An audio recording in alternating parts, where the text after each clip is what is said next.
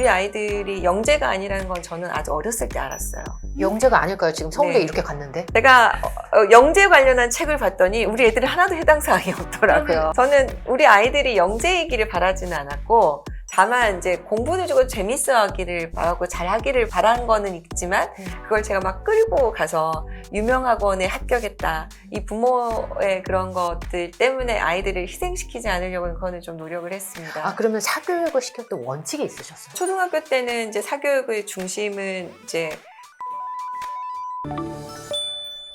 안녕하세요. 교육대기자TV 대기자 방종임입니다. 오늘은요, 여러분도 익숙한 이분 모셨습니다. 법률 이야기 아니라요, 자녀교육 이야기 들어볼게요. 안녕하세요. 양세형 변호사입니다. 대기자TV 초대해 주셔서 너무 감사하고요. 영광입니다. 제가 듣기로 세 자녀분이 있으시잖아요. 네. 셋째는 이번에 대학을 갔는데, 네. 셋째까지 정말 입시를 다 치르셨는데요. 글쎄, 셋째 다 서울대를 간 걸로 알고 있습니다. 세 명 다 네. 서울대에 갈 수 있었던 비결도 들어보고요. 가정 이야기 좀 들어보고 싶어서 오늘 모셨습니다. 이 얘기를 제가 하려고 하니까 좀 떨리기도 하고, 오늘 좀 버벅거릴 수 있을 것 같은데, 네네. 그래도 좀 예쁘게 봐주셨으면 좋겠습니다. 아유, 그럴 리가요. 제가 얼마 전에 변호사님 채널에서 세 자녀를 다 입시를 치른 그런 얘기를 하시면서 눈물 흘리는 그런 모습이 너무너무 저한테는 울림이 돼서 이렇게 모시게 됐거든요. 네. 그 얘기 좀 들려주세요. 박기란 선생님의 책이 큰 도움이 됐다 이런 말씀도 해주셨거든요. 막내가 2017년에 이제 건강이 조금 안 좋은 진단을 좀 받아가지고 마음고생을 조금 했어요. 그래서 아마 이제 막내가 마지막에 어쨌든 잘 마무리를 하니까 제가 좀 스스로 좀 저도 대견하다는 생각도 들고, 저희 애들한테 고맙다는 생각도 들고 약간 울컥하는 마음의 영상을 올렸는데, 그걸 또 뭐 기자님이 기사도 써주시고 해가지고 네. 또 많은 분들 봐주셔서 좋았습니다. 근데 제가 돌이켜 보니까 박기란 교수님 책이 저한테는 굉장히 힘이 되었던 것 같아서. 어떤 면에서요? 이제 그 책의 내용이 뭐냐면 믿는 만큼 아이들이 자란다는 내용인데, 워킹맘이 아이를 키운다는 게 늘 이제 미안한 마음 뭐 이런 마음을 버려라라고 선배들이 얘기는 하지만 실제로 이제 아이들하고 있는 시간이 적다 보니까 전업주부 엄마들이랑 맞아요. 비교해서 예, 하다 예. 보니까 늘 미안한 마음이 없을 수가 없고, 제일 큰 거는 내가 애를 셋이나 낳아버렸는데 이 셋을 정말 제대로 키울 수 있을까? 내가 책임질 수 있을까? 그런 마음이 크잖아요. 그때 이제 박기란 교수님 뭐 책뿐만 아니라 다른 책도 많이 찾아 헤매서 읽었어요. 네. 양육과 관련한 책들 많이 네. 찾아서 읽었고, 뭐 해외 서적도 찾아서 읽었고 했는데, 저한테 제일 다가왔던 책이 박기란 교수님 책이었던 것 같고, 똑같이 또 세 자녀고, 그렇죠. 네. 똑같이 세 또 자녀를- 서울대를 가고. 그래서 이렇게 키워도 아이들이 잘 자랄 수 있구나라는 희망이 저한테 생겼고, 네네. 저도 조금 따라하고 싶은 생각이 네. 들었던 책이었는데, 다시 보니까 정말 그랬더라고요. 오늘 네. 변호사님 메시지를 좀 나눠드린다면 많은 분들이 네. 또 변호사님의 모습을 보면서 따라하고 싶은 그런 네. 니즈가 좀 있을 것 같아요. 믿음으로 네. 키운다는 그 부분을 또 알려주셔도 좋을 것 같고요. 첫째가 서울대 경영을 갔고, 둘째도 네. 서울대 경영을 갔고, 셋째는 서울대 전기정보학부 네, 이렇게 네. 갔죠. 지금 입시를 다 치르고 지금의 마음은 어떠세요? 사실 인생이 굉장히 긴 맞아요. 거잖아요. 네. 제가 지금 50대 중반인데 앞으로도 30년, 40년 더 살아야 되는 긴 싸움이라서, 사실 이제 대학 간 것이 이제 시작이다. 저는 이제 그렇게 생각을 하고요. 네네. 이제 아이들 키울 때 어떤 생각을 하고 좀 키웠냐면, 이제 진짜 본격적으로 힘을 써야 되고 싸워야 될 시점은 고등학교 3년이고, 네. 그다음에 더 중요한 시기는 사실 대학 시절이거든요. 그러면은 이제 그 긴 시간을 좀 두고 초등학교, 중학교 때는 좀 약간 워밍업인 시간이고, 이제 본격적인 뭔가 삶을 시작해야 될 네. 시간이 이제 다가왔다. 네. 그렇게 생각을 하고 키웠던 것 같아요. 한 명의 자녀를 사실 서울대 보내는 것도 너무너무 힘든 일인데, 그것도 이렇게 바쁜 워킹맘으로서 세 명을 서울대 물론 보낸다는 의미가 우리가 부모가 열심히 해서 보내는 건 아니겠죠. 아이들도 네네네네. 물론 동기부여도 되고 스스로도 열심히 한 부분이 있겠지만, 저는 특별한 가정의 분위기는 좀 있었을 것 같아요. 그래서 네. 가정의 분위기, 변호사님이 가장 중점으로 생각했던 교육의 원칙이 좀 궁금하거든요. 저는 기본적으로 배움이든 공부든 뭐든 이제 하고 싶은 마음이 들어야 되고, 네. 재미가 있어야 된다고 생각을 하거든요. 수학을 제가 못했었어요. 네. 근데 수학을 못한 이유가 재미가 없어서 못하죠. 기초가 안 되어 있으면 재미가 없잖아요. 그러니까 아이들이 공부를 안 하는 이유는 그게 재미가 없는 거거든요.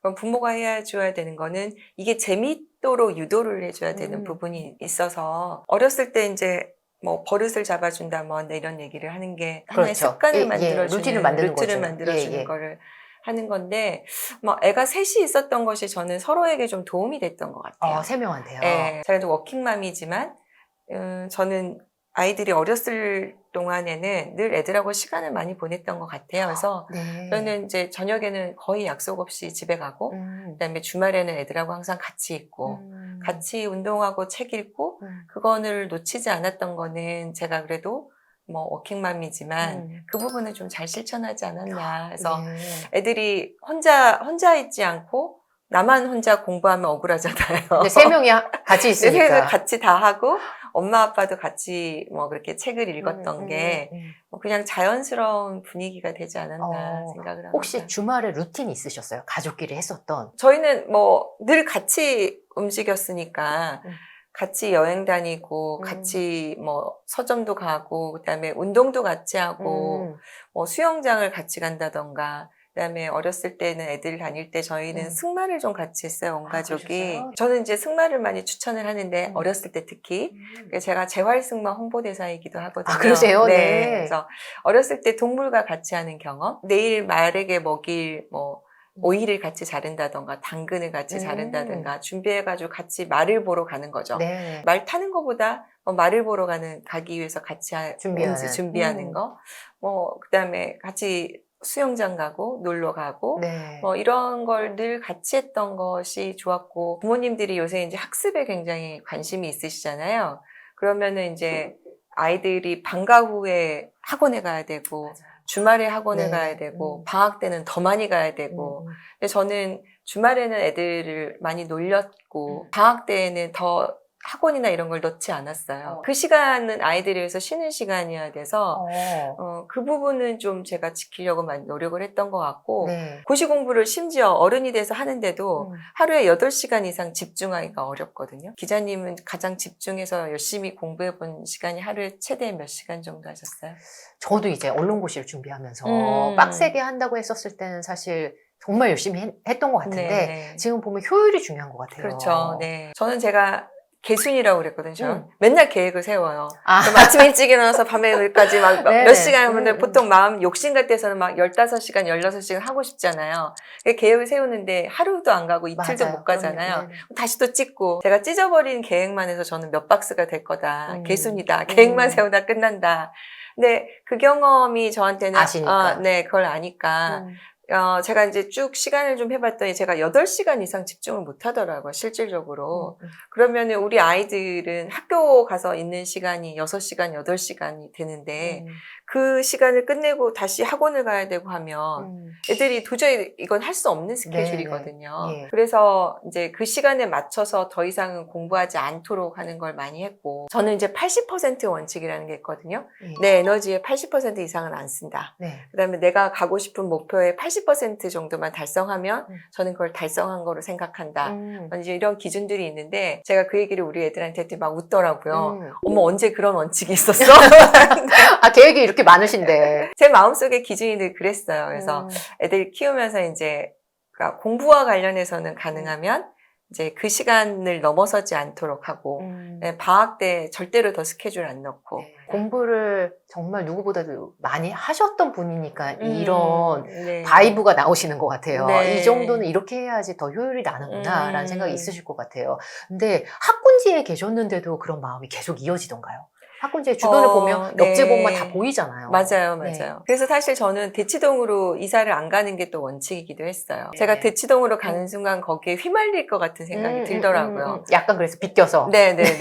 그래서 그걸 좀 원칙으로 했고 사립초등학교 안 가는 걸 원칙으로 했고. 그러셨어요? 왜냐하면 저도 이제 팔랑귀다 보니까 제가 엄마들한테 듣는 순간 저도 이제 휩쓸릴 거가 저도 스스로 경계가 돼서 가능한 만할 노력을 제가 그래서 후배들한테 엄마들 너무 많이 만나지 말아요. 저는 솔직히 그렇게 얘기를 하거든요. 제일 중요한 건 내가 할 수 있는 거를 꼽아서 그걸 저는 꾸준히 실천하는 게 좋다고 생각을 합니다. 내가 원칙을 세웠으면 아까 얘기한 것처럼 내가 80% 원칙을 세웠으면 그걸 지키는 게 중요한 것 같아요. 저는 아빠가 초등학교 선생님이셔가지고 정말 잔소리를 많이 하셨어요.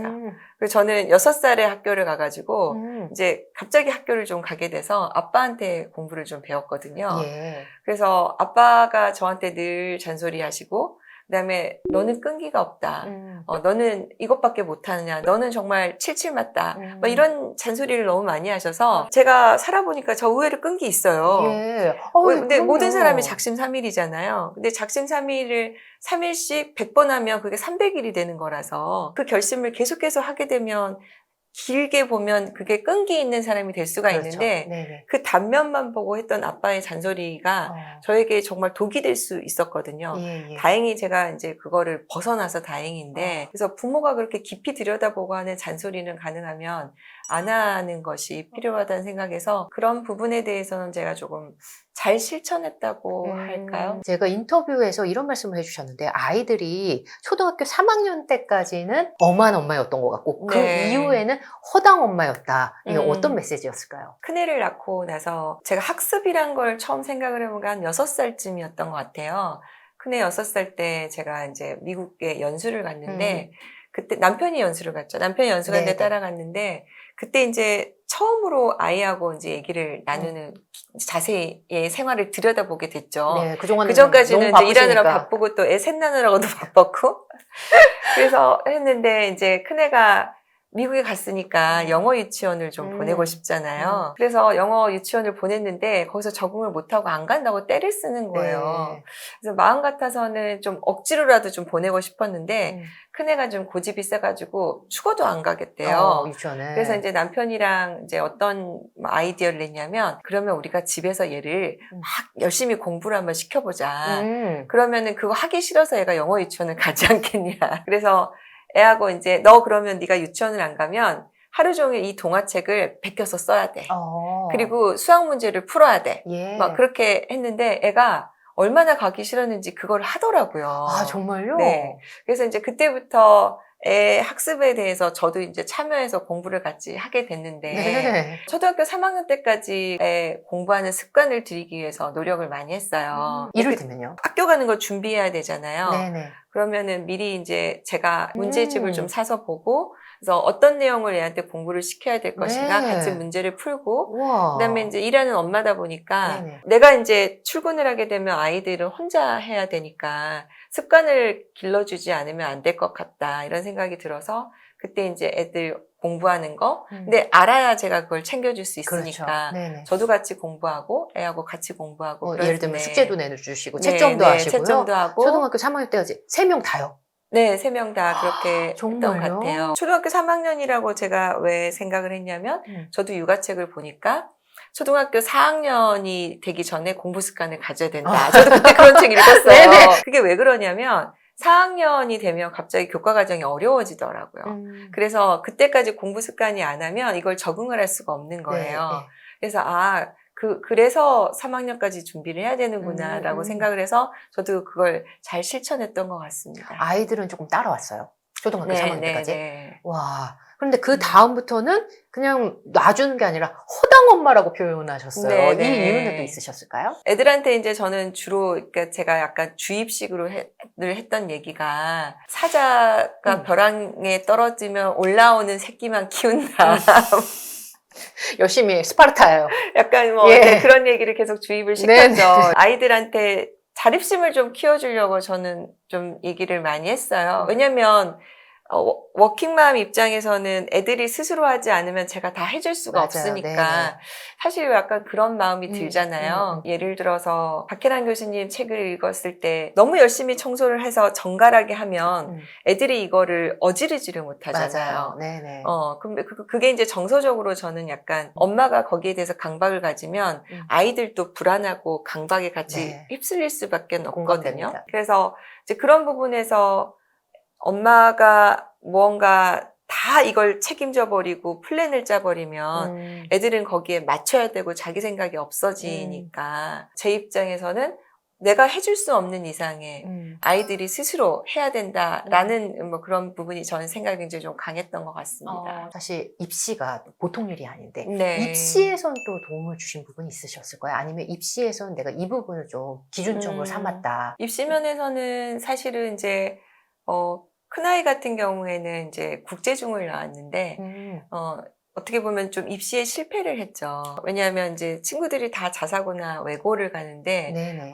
우리 큰애는 그때 이제 영어 내신이 좀 안 나와가지고 사실 입시에 실패를 해서 이제 일반고를 갔어요. 아, 고등학교를 원하는 데를 못 가고요. 네. 네. 그래서 그때 제일 많이 좀 힘들어 했는데 우리가 왜 필요한 게 그런 게 있잖아요. 여자 수영 선수가 영국 해협을 건너는데 되게 유명한 수영 선수가 있어요. 근데 그때 안개가 끼어가지고 사실은 목표에 다 왔는데도 그 목표가 보이지 않으니까 해협을 건너는데 실패를 한 거예요. 근데 실패를 하고 보니까 자기가 조금만 더 갔으면 성공할 수 있었는데 그때 끝이 보였으면 자기가 끝까지 갔을 텐데 안개가 끼어서 보이지 않아서 못 갔다는 거죠. 내가 어느 순간까지 갔는데 이게 끝이 보인다고 하면 우리는 열심히 끝까지 달려갈 수 있잖아요. 네. 그래서 큰아이가 그때 힘들어했을 때 일반고를 가더라도 성공했던 선배들 이야기가 좀 필요했어요. 그런 스토리를 좀 찾아서 일반고 가서도 이렇게 해서 성공한 애들이 있다. 넌 이거 절대 실패한 게 아니다. 그런 저는 좀 조언을 하려고 좀 노력을 했던 것 같고. 나름 슬럼프 때. 네, 아이가 네, 첫 네, 좌절 네. 시기에. 근데 이제 애가 자기는 이제 공부 실패했으니까 네. 공부를 안 하겠다고 하더라고요. 메이크업 아티스트가 되겠다고 하더라고요. 네네. 근데 어렸을 때부터 갑자기? 예, 미술 그리는 건 재밌어는 했거든요. 그래서 왜 갑자기 했더니 요새 뭐 그때 뭐 벌써 유튜브가 시작했을 때였어요. 그래서 메이크업 하는 유튜브를 봤는데 너무 재밌을 것 같다는 거예요. 그걸 하겠대요. 그래서 아 그래? 그러면 메이크업 아티스트로도 성공한 사람을 찾아보자. 청담동에 가서 성공한 메이크업 아티스트 이야기 그런 사람들 좀 소개해달라. 네네. 저희 큰애를 좀 만날 수 있게 해달라. 예. 해가지고 뭐 이렇게 좀 주선을 하기도 하고. 아, 정말요? 네. 아이들이 뭔가 실패했을 때 사실은 다른 거 하고 싶은 마음 들잖아요. 네. 그때 저는 그 마음을 되게 응원을 해줬어요. 아, 비껴나고 싶고, 아, 숨고 네, 싶고 네, 이럴 네, 때요. 그럴 때. 그래서 그랬더니 반응이 어떤가요? 그러다가 이제 자기가 얘기를 들어보니까 결국 공부가 제일 쉬운 것 같다. 이렇게 바쁜 분이신데 시간 관리, 그리고 아이가 셋이잖아요. 네. 요즘에 한 명도 많다고 하는 세상에 네. 3명이랑 같이 하는 시간까지 많을 수 있었던 시간 관리 좀 비법이 있었을까요? 후배들이 이제 가끔 물어봐요. 일과 뭐 이런 육아의 비중? 비율. 네, 예, 비율. 예. 근데 애들이 중학교 가기 전까지는 저의 일과를 비율을 6대4, 6이 가정, 4가 1, 뭐 이렇게 보냈고, 그 다음에 애들이 이제 중학교 가면서부터는, 그 다음에는 1이 7, 뭐 집이 3? 예. 이렇게 해서 제가 애들 중학교, 고등학교 간 이유는 사실 픽업은 굉장히 해주려고 노력을 했어요. 네. 왜냐하면 제가 공부 스케줄을 짜줄 수는 없지만 그 공부를 제가 대신해 줄 수는 없지만 힘들게 돌아오는 걸 같이 돌아오는 그거라도 해준다면 네. 굉장히 위로가 되지 않을까 생각이 들어서 네. 몇 시에 나오는 거 이거 체크하는 게 보통 일이 아니거든요. 네네네. 근데 그걸 많이 좀 해주려고 노력을 했던 것 같아요. 그때 잠깐이라도 차에서 대화하는 시간. 그럼요. 예, 이게 소중하잖아요. 그게 제일 중요하죠. 그래서 가는 거는 애들이 가지만 오는 거는 제가 꼭 해주려고 많이 노력을 했습니다. 3명이 또 딸 둘에 아들 하나기 때문에 성향도 다르고 성격도 다 다를 것 같은데 네. 그런 면에서 중점을 잡은 부분이 있으실까요? 저는 이제 아무래도 큰애 키우면서 제일 공부를 많이 한 것 같아요. 근데 저는 좀 낙천적인 편이거든요. 그래서 이제 뭐 어떤 걸 도전하는 걸 좀 좋아하는 편인데 큰애는 좀 그걸 약간 두려워하고 소극적이고 좀 많이 불안해 하더라고요. 그래서 처음에는 이제 왜 그렇게 불안해하냐. 불안해하면 안 된다. 그러니까 엄마처럼 이렇게 좀 낙천적이어야 된다.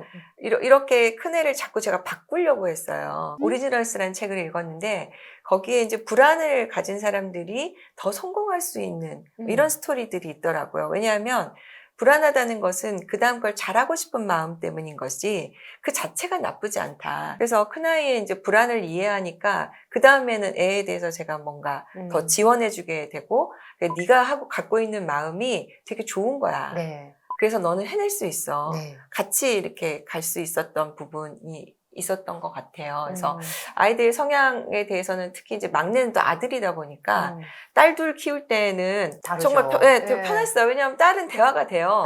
이게 하면 제 얘기를 듣고 있어요. 근데 아들을 낳았더니 말을 하는데 얘가 없어요. 난 지금 얘기를 해야 되는데 애는 이미 다른 데 가고 없어요. 그래서 얘가 ADHD가 아닌가 뭐 되게 걱정을 했는데 애 5살 때 둘이 서점을 갔는데 아들의 뇌 뭐 이런 책이었어요. 네, 그랬더니 아들이 그러더라고요. 엄마 아들을 좀 공부해봐. 그래서 정말 내가 좀 아들을 공부해야 되겠다 해서 그 책을 읽었는데 그게 정말 굉장히 도움이 많이 됐습니다. 책을 정말 많이 읽으시네요, 변호사님. 네, 저는 예.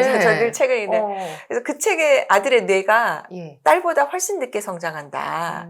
그래서 기다려줘야 된다. 이런 내용들이 있더라고요. 누나들이 잔소리하죠. 막내가 말 안 들으니까. 그러면 얘에 대해서 뭐라고 하시면 얘 아직 사람이 아니야. 얘는 아직 뇌가 크지 않았어. 얘는 지금 파충류야. 그래서 아들은 좀 제가 많이 보호를 해서 뭐 딸들은 저한테 너무 과잉 보호한다 라고 하는데 제가 이제 그런 뭐 그런 부분에서 아들을 좀 많이 기다려줬던 거, 보호했던 거, 그 부분이 좀 있는 것 같아요. 언제 성장하던가요? 그러면 아들은? 아들은 그래서 10살이 넘으니까 딸들이 이제 엄마 사람 된 거야? 이제 얘한테 잔소리 해도 돼? 그런데 그때부터 조금 발달이 됐던 것 같아요. 그러면 중학교, 고등학교 이후부터는 정말 학습적인 부분이 굉장히 중요하잖아요. 네. 그 부분에서 변호사님이 어떤 부분에서 좀 중점을 뒀던 부분, 학습을 조금 어쨌든 공부 동기도 중요하고 습관도 중요하고 그런 면에서 중고등 때 관심을 뒀던 부분이 있으실까요? 뭐 사교육 면에서 알려주셔도 좋을 것 같고요. 저는 그러니까 선행을 많이 안 하도록 노력을 했습니다. 네. 그러셨어요? 네, 선행을 6개월에서 1년 정도 아이가 따라가면 하는데 아이가 따라가지 않으면 절대로 그걸 끌고 가지 않았고 3명 다? 네, 대치동에 유명학원이라고 해서 아이들을 보내질 않았고요. 애들에게 수준에 맞는 학원 예를 들어서 우리 아이가 저는 이제 약간 부모의 허영심 사치 이런 마음 때문에 애들을 혹사시키는 일은 없어야 된다고 생각을 했거든요. 우리 아이들이 영재가 아니라는 건 저는 아주 어렸을 때 알았어요. 영재가 아닐까요? 지금 서울대 이렇게 갔는데? DNA가 있으신 거 아닌가요? DNA가 있겠죠? 전혀 없지는 않는데 제가 영재 관련한 책을 봤더니 우리 애들이 하나도 해당 사항이 없더라고요. 그러면 영재교육원이나 이런 것도? 그런 것도 안 보냈어요. 그러셨어요. 저는 우리 아이들이 영재이기를 바라지는 않았고 다만 이제 공부도 조금 재밌어 하기를 바라고 잘 하기를 바란 거는 있지만 그걸 제가 막 끌고 가서 유명학원에 합격했다. 이 부모의 그런 것들 때문에 아이들을 희생시키지 않으려고 그거는 좀 노력을 했습니다. 그러면 사교육을 시켰던 원칙이 있으셨어요? 네. 사교육을 3명 다 활용했었을 때 이런 부분을 원칙으로 세웠다. 초등학교 때는 이제 사교육의 중심은 이제 국어였고요. 그 다음에 이제 예체능이었어요. 제가 시킨 사교육은 주로. 그래서 악기 하나, 운동 하나, 오케스트라처럼. 오케스트라라는 그런 활동하는 거. 그 다음에 이제 수학하고 영어는 처음에는 학습지로 시작을 했고요. 그러다가 애들이 이제 어느 정도 그러니까 실력이 조금 올라갔을 때 학원을 갔는데 초등학교 때는 거의 영어, 수학, 영어는 이제 기본적으로 보내는데 수학은 그렇게 어려운 학원은 보내지 않았고 국어는 좀 열심히 많이 했어요. 그래서 국어 사교육을 제일 많이 시켰는데 초등학교 때요? 네, 저는 왜 국어가 제일 중요하다고 생각을 했냐면 다 아시지만 수학도 저희 때 사고력 수학이 벌써 그때부터 사고력 수학 많이 나왔는데 그 문장을 이해하지 않으면 수학을 풀 수가 없어요. 애들이 왜 수학이 재미가 없냐면 그 수학 문제를 해석할 수가 없어요. 그래서 국어를 잘해야 되고 사고력이라는 게 결국에는 지금 요새 문해력 얘기하지만 그 부분이죠. 그리고 내가 요새 이제 챗GPT 뭐 얘기를 하지만 검색을 백날 해도 그걸 내가 해석하지 않으면 그건 나의 정보가 아니잖아요. 그래서 사교육은 국어에 제일 많이 중점이었고 책 읽기? 아마 지금 영상을 3040 부모님들 나도 저렇게 변호사님처럼 일과 육아를 다 균형 있게 좀 잘 하고 싶다 이런 부모님들이 보실 거예요. 제가 지금 잘 얘기를 잘하고 있는지 충분히 모르겠어요. 잘했습니다. 응원의 메시지를 좀 주시면 좋을 것 같아요. 37살쯤인가 이제 애들 다 낳고 그때가 제일 힘들었던 것 같아요, 육체적으로. 세 명이 똘망똘망 있으니까. 그러니까 너무 사랑스럽긴 한데 너무 힘들잖아요. 어느 날은 이제 방바닥에 누워서 생각을 해봤어요. 내가 이렇게 늘 힘들고 고통스러운 모습을 보여주면 과연 애들이 공부하고 싶을까? 공부해서 잘해도 엄마처럼 돼도 저렇게 불행한데 저렇게 힘든데 뭐하러 공부를 할까? 이런 생각을 하지 않을까? 과연 애들이 변호사가 되거나 싶을까?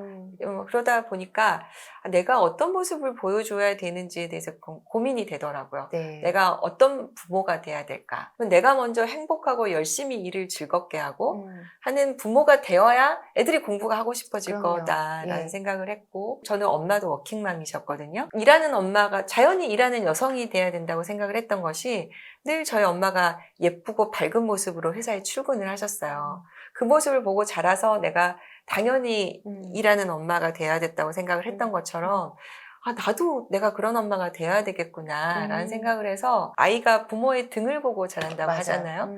그래서 제가 좋은 엄마가 되는 것은 내가 좋은 변호사가 되는 거, 그리고 행복하게 일을 하는 모습을 보여주는 거라고 생각을 했습니다. 그래서 제가 제 일을 굉장히 열심히 하려고 했던 부분이 저는 아이들에게 교육이라고 생각을 했어요. 네. 그래서 일하는 엄마의 모습이 아이들에게 자랑이 될 수 있게 한다면 저는 그게 제일 좋은 사교육이고 교육이라는 생각을 했습니다. 제가 이제 사단법인 칸나희망 서포트즈를 운영하고 있는데 한부모 가정 돕는 걸 하고 있거든요.